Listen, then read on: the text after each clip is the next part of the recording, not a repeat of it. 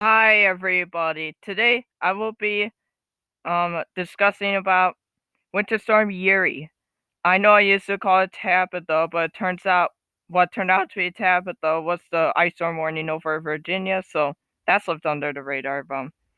Anyways, this is Yuri. So right here over by Texas, Oklahoma, and Arkansas at this time now any accumulation those snowfall accumulations I'll show you later are just additional accumulations at this time because it is currently snowing. So you'll notice that all of Arkansas, Oklahoma, and Texas are covered in winter storm warnings.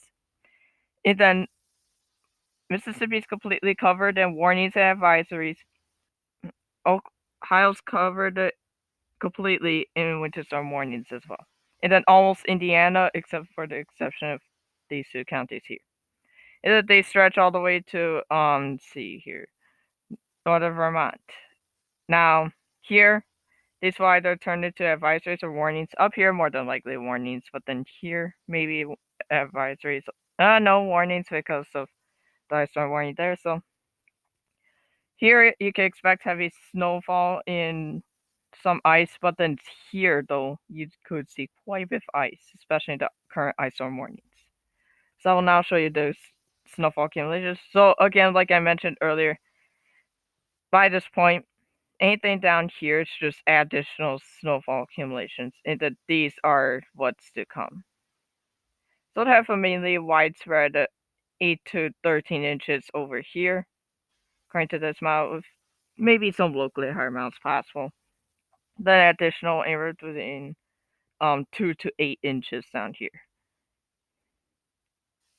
NAM would be a bit higher, but again, this was a bit earlier than others because the NAM does tend to update earlier than other models, so here be less. But here though, it predicts up to 15 there, maybe up to 17 inches of spots, which is actually quite a bit.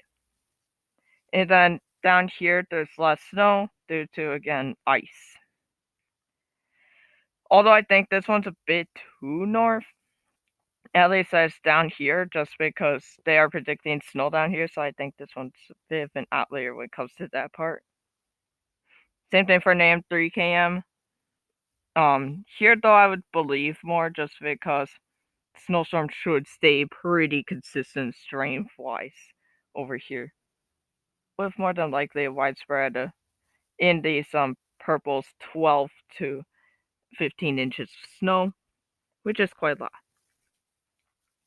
And then the RDPS, I could also see being fairly accurate. Again, these are additional accumulations at this time down here. So that's the snowfall accumulations. Another significant factor of this storm will be the ice accumulations. So down here. Now, down here, when you see up to 9/10 of an inch of icing, I definitely do not think it will get that high, but right here, though, it will more than likely be 2 to 4/10 of an inch of icing, which is still a heck lot. Lots of broken trees and branches and power lines, and roads may shut down. And then up here, this could be more believable, like maybe not up to 6/10 of an inch, but maybe up to ½ inch. NAM, this would only happen if there was to be just a whole lot of sleet and freezing rain mixed together. Otherwise, I don't see that happening, although maybe up to an inch, but not 1.35. NAM 3KM. There's that. Again, I would see the highest ice accumulations occurring at high elevations there, like this model's pointing out.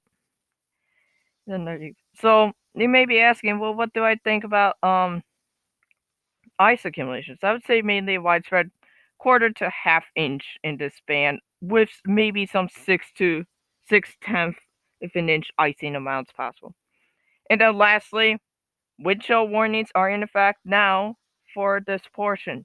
You can expect widespread wind chills in the -25 to -45 degree range right here.